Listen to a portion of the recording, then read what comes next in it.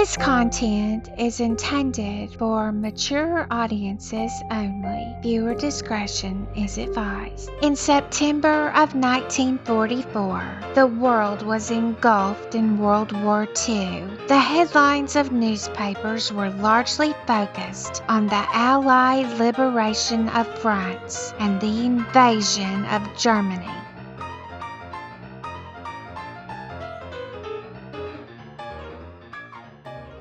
However, in Minnesota, another significant story was also making the front page. On September the 5th, 1944, 6-year-old Victor John Jackie Thiel disappeared after walking alone from his elementary school to his home for lunch. He has never been found. Thiel is still unaccounted for 81 years later. Together, Jackie's parents, Harold and Bernice Thiel, had 15 children over the years. Jackie and his family lived in the small town of Paynesville, located in Stearns County, which is about 85 miles northwest of Minneapolis. In 1944, the population was around 1,500. Those who follow true crime may recognize Stearns County as the location where Jacob Wetterling, an 11-year-old boy, disappeared in 1989 and was tragically discovered deceased in 2016. Jackie was eagerly anticipating the start of school at Paynesville Elementary School, located on Mill Street. A portion of this structure remains today, surrounded by the newer elementary building that was constructed around it.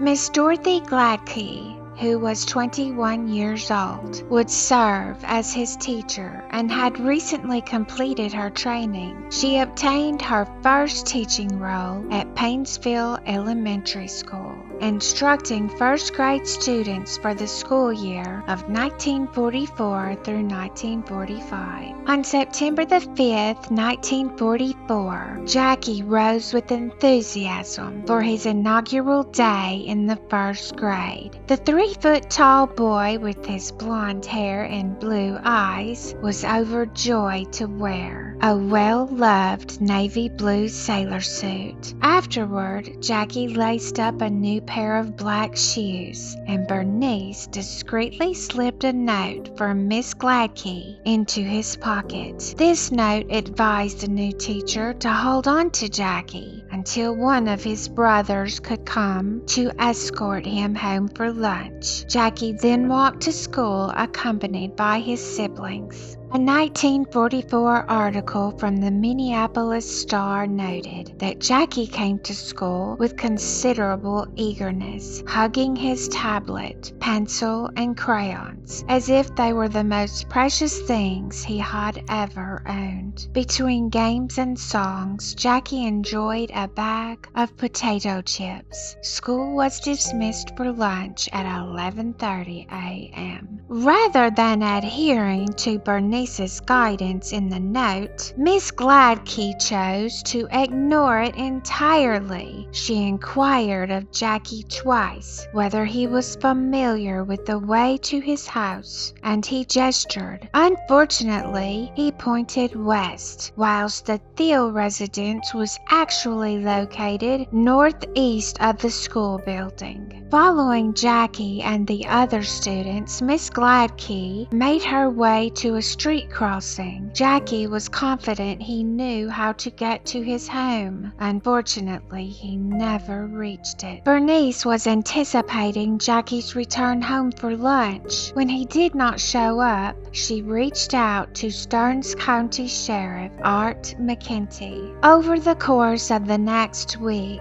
search crews meticulously searched the Paynesville area and the nearby Crow River for any signs of the missing boy. Farmers looked through their buildings, fields, and pastures, whilst local barber Les Spaeth flew a civil patrol plane to conduct an aerial search. Bloodhounds tracked Jackie's scent along Augusta Avenue. moving westward by the Crow River and past the North American Creamery on Railroad Street.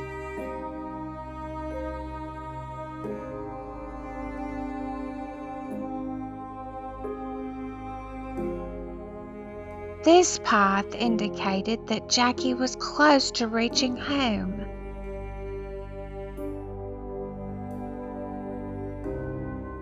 However, rather than turning east on Railroad Street, the boy chose to go west. The dogs persisted in following his scent towards the western edge of Paynesville, near Highway 23, where the trail ultimately ended. Despite the thorough and comprehensive search, authorities were unable to locate Jackie Thiel. Two young girls informed the police that they witnessed Jackie walking by the city hall shortly after the boy departed from school on September the 5th, 1944. Mr. and Mrs. Pete Thompson were on their way back from a fishing excursion at Long Lake that day. Mrs. Thompson mentioned that she spotted a young boy dressed in a blue suit holding a piece of paper, walking in the ditch beside Highway 23 between 1 and 1:30 p.m. At around 4:45 p.m. that same day, Robert Burr, 16, and William Johnson, 14, reported seeing a small boy who resembled Jackie entering a light brown car on Highway 23. The Wilmar police looked into the report and learned that the driver was a soldier traveling with his brother. They had stopped in Wilmar to fix the starter. A variety of rumors emerged in Paynesville concerning Jackie's disappearance, with some pointing fingers at Harold Thiel as the potential culprit.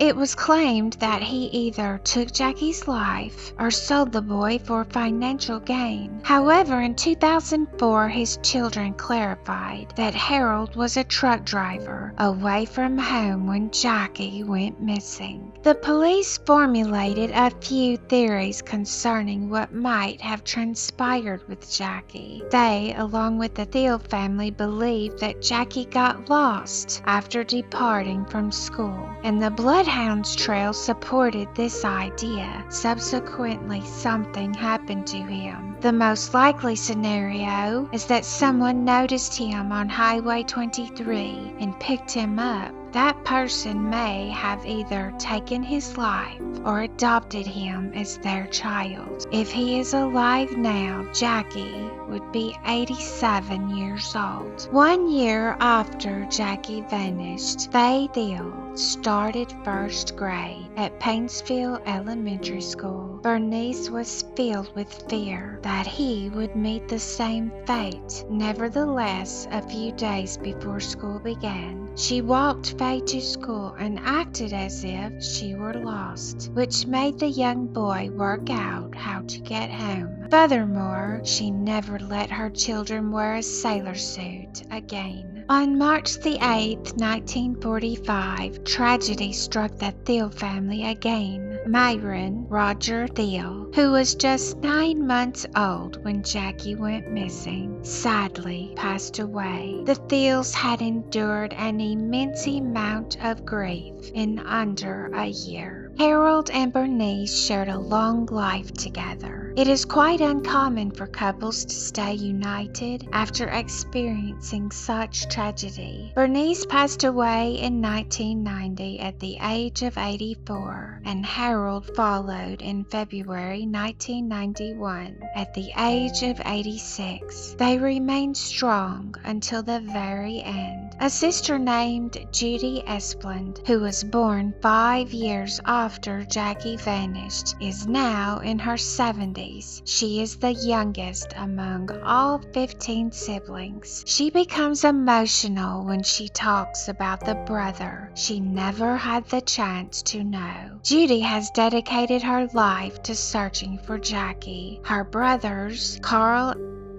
and Denton, are still living and are in their 90s, whilst brothers Norman and Faye are in their 80s. 8 other siblings, Donald, Lloyd, Floyd, Milton, Tom, Andrea, Dorothy, Annabelle, and Myron, have all passed away.